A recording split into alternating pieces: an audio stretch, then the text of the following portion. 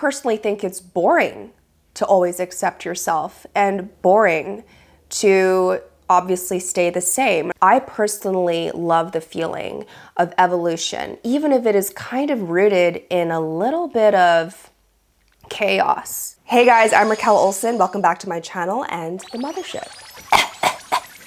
I'm feeling a little bit under the weather. October brought in a little bit of a cold. So today we're going to talk about a tool that I think is very fitting for the month of October.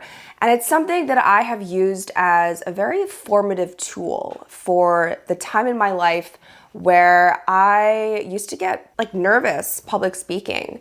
Or speaking my mind in general. Maybe not nervous, but I would overthink a lot when it came to sharing my opinion, which, I mean, I have completely outgrown that. That transition, I owe a lot to this method, which is called the alter ego method. So I'm not the only one that has used this. I actually think that it is kind of an innate thing that we all tend to do to some extent in life. We play different roles, right? So we play a certain role at work, with our friends, with our BF, with our GF. I think you have to wear different hats sometimes. So the alter ego method basically is creating one or two or three multiple different versions of yourself in order to break through certain self-doubts, imposter syndrome, self-limiting beliefs, and anything that you feel like is holding you back.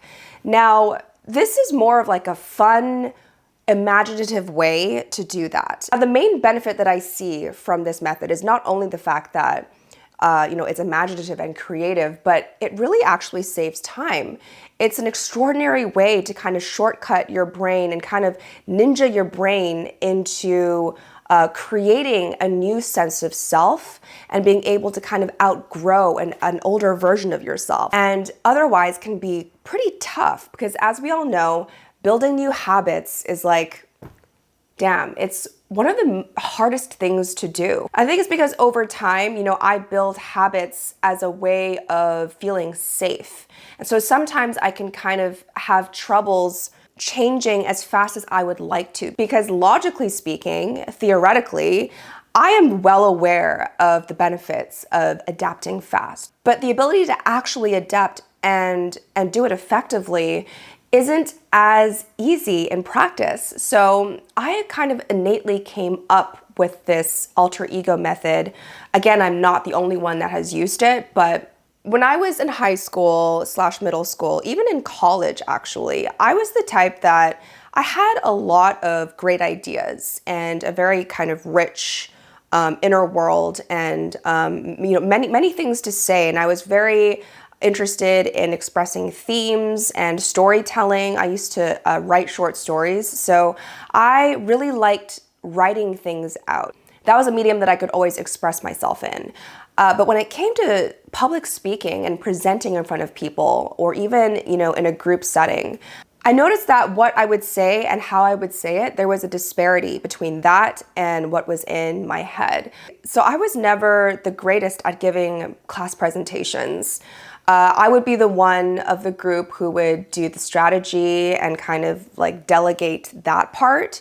But then when it came to actually speaking, I don't feel like I did as great as I could have. So I think slowly I started developing this alter ego method out of necessity in college. But nothing ever tested me as much as when I had my first TV audition. So I moved overseas and I unexpectedly kind of fell into this career of being a news anchor, being on TV, a TV presenter. And I remember so clearly when I was approached to apply an audition, I was, exhilarated, and I couldn't believe that I'd be considered for something like that.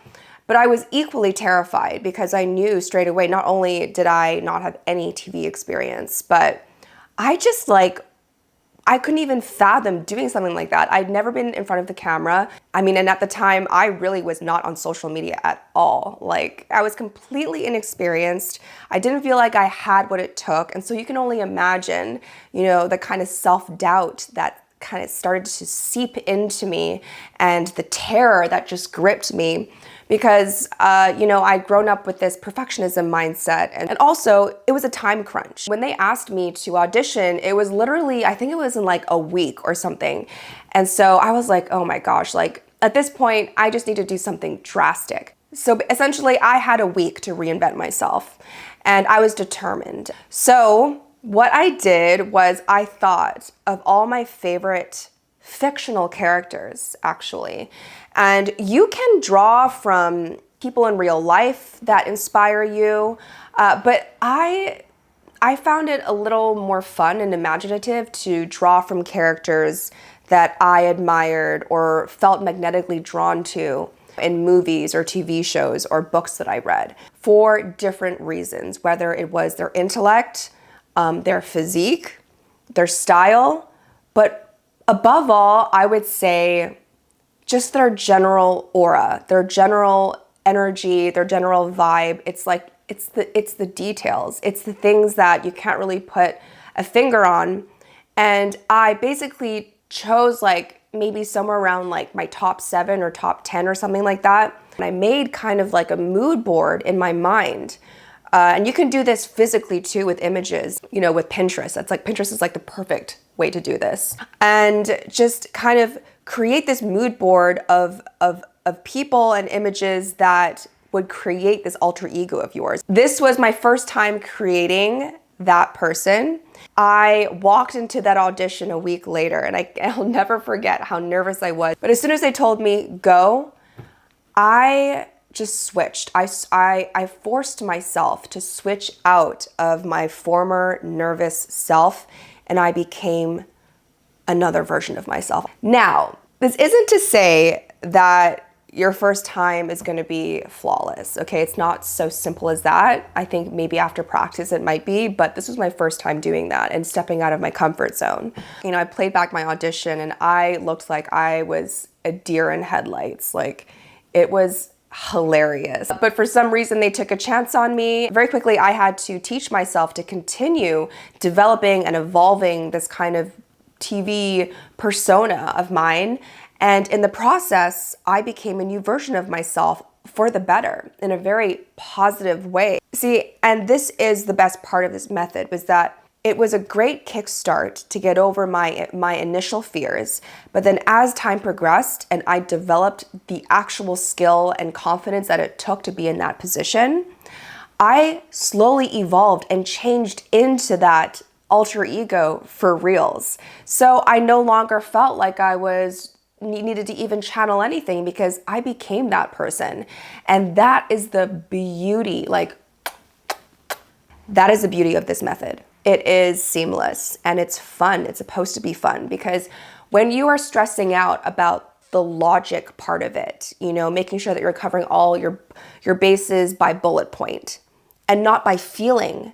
Another thing I wanted to touch on is this notion of self-acceptance and being able to balance out evolution with also, staying true to yourself, whatever yourself is. I think a lot of people in this personal development genre, they really push the whole self-acceptance mantra, which I think is beautiful and definitely spiritual, but I'm very much a promoter of self-creation and balancing self-acceptance with self-creation, which I don't think is pushed as much in the self-help space. I personally think it's boring to always accept yourself and boring to obviously stay the same. And I think sometimes when you constantly accept yourself for who you are as you are right now in the present, as spiritual and loving as that is, which you do need that, and you do want to have a comfortable base of feeling that way in order to have a strong foundation for yourself and your palace, your mind palace, in order for you to evolve and become who you want to be in life and to reach your inner potential, which to me is honestly far more important. Like, if I had to choose between comfort and self-acceptance and feeling super grounded, I personally love the feeling of evolution, even if it is kind of rooted in a little bit of chaos, discomfort, frustration, negative feelings at the end of the day. I find it more rewarding to feel like I am tumbling forward, cringing my way forward. So sometimes the best way to kind of allow yourself to be cringe is to adopt this alter ego. And like I said, I'm not the only one that has done this. In fact, many of the coolest artists, in my opinion, have done the same thing. You have Nicki Minaj, all right, with her several alter egos. You have Beyonce, Sasha Fierce. I just have always felt that the most interesting, and also Tyler, the Creator. I personally notice a pattern of people who are extremely fascinating and, again, can't really put them in a box. You can, but you can't, because they are able to access different sides of themselves. And by the way, this isn't like a one-time thing. This isn't a two-time thing. This isn't a three-time thing. This is a however many times you want it. If you want to go through a period of life where you don't want to do this and you want to just be like your natural true self, like very Gaga moment, right? Like remember when Lady Gaga, wow, what a queen. Like she was just like an alien from a different planet, okay? She was so expressive. She was an abstract concept. Lady Gaga was a concept. Like I loved all her music videos and everything, all her outfits, like that meat dress. And then she went through a period where I felt like she shed all of that. And sometimes you need that to kind of cleanse, the stuff that you've created for yourself. If you're starting to feel a little too self-distanced. I feel like she went through a period where she started just wearing normal clothes. She was throwing on a pair of jeans. Even her music started to change. And, I respected her for that because I could sense what she needed to do. And then she kind of came back and went through another phase. And this is the beauty. It's being able to go through different phases. It's being able to constantly evolve and shed your former self. So what I'm saying is the alter ego method is a lifestyle. It's a way to constantly reinvent yourself, to experiment. And for me, whenever I feel like I'm being one way too much, I start to feel it. My body starts to feel it, my intuition starts to feel it, and then I get a little bit, I start to feel a little restless, like I want to switch it up. So yeah, obviously, as you can tell, I do have an alter ego, not only because I created this concept for my content. I had this kind of picture and universe in my mind when it came to, the narrative behind all the stuff that I talk about. But Motherbot, I think, actually, when I really break it down, when I try to psychoanalyze myself, it comes from, I think it originated as a coping mechanism when I was going through a tougher time in my life, when I was feeling like really drained from being empathetic all the time. I felt things very deeply, and I am an HSP, a highly sensitive person, I think, because I do tend to think about things quite deeply and then subsequently feel things actually quite deeply as well. I felt like I was at a time where I was constantly giving myself my empathy to people, holding space for people, and then I would also get hurt. I get hurt quite deeply when I finally put down my walls and I trust somebody, especially when it came to romantic relationships. I would really give my all, and I still, I love hard. A lot of people do, but it just feels, when you're the one in it, it's like you are giving such a precious part of you to someone, and it feels like a part of you is in their hands, and you have to really trust that they're not going to hurt you. And we've all been hurt, including me. Like I've been through a number of deeply hurtful situations in my dating past. So Motherbot actually stems from this unspoken alter ego that I started to build for myself, which was essentially to protect myself and to protect the fact that I'm an empath, that forces myself to be disciplined with my emotions, forces myself to approach situations with a cool head, where maybe in the past I would have been more reactive, and to really slow down time in that moment and to analyze and to be very mindful and deliberate about how I would respond to a situation and how I would start to create boundaries for myself in ways that would push into kind of uncomfortable parts of my emotions. And so Motherbot really actually, the origin story stretches back way before social media for me. I think I've just always innately had her there to access the stronger parts of me, the parts that I know I need to implement in order to respect myself, the parts that I know in times where I was tempted to go with my heart and to give people second chances or, to put myself in situations just because they felt good, but I knew they weren't good for me. Forcing myself to choose right for me, basically being the best future version of myself, which is the heart of what I try to talk about. The stuff that I talk about is really for you, for the benefit of your future self. So it's funny to talk about yourself in the third person, and I always kind of cringe when people do that.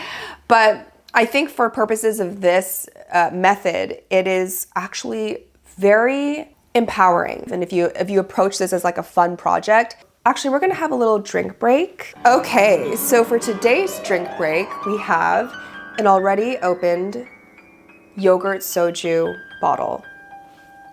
Yogurt is the best flavor, of course. We have a lovely Magic Castle little tumbler. A mini tumbler. Cheers.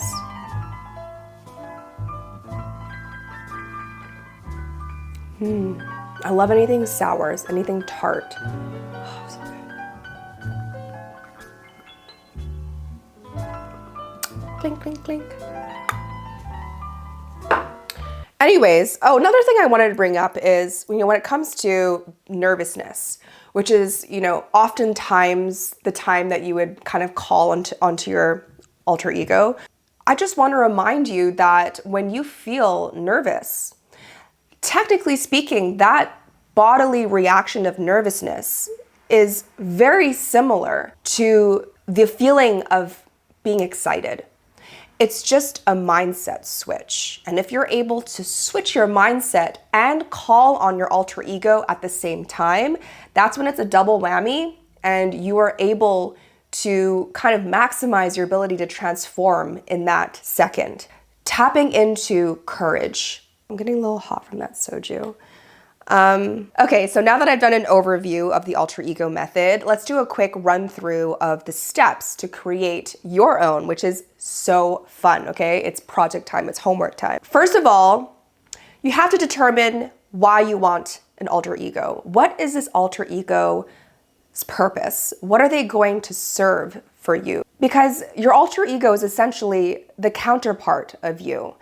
Their strengths are your weaknesses. So whatever you feel like you lack, whatever insecurities you feel have manifested in your limited self-beliefs, essentially through the power of your imagination, you can flip them, turn them around, and make them your strengths. So, for example, do you want to be a better public speaker like I wanted to be? Do you want to be less of a people pleaser? Do you want to overthink less? Or is it something as simple as wanting to have a different style? Basically, whatever qualities that you find you admire in someone else, it's because they are in you already.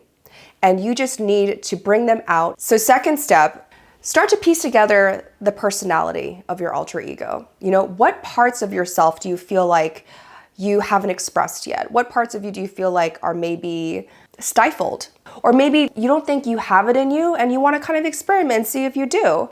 What are those parts? So for example, for me, I've always considered myself to be pretty hypervigilant when it comes to making sure I make the right choice about something. So I will exhaust all possibilities before making a decision. But I did work on a new version of me that doesn't do that. That is okay with good enough and to not feel the need to overdo it.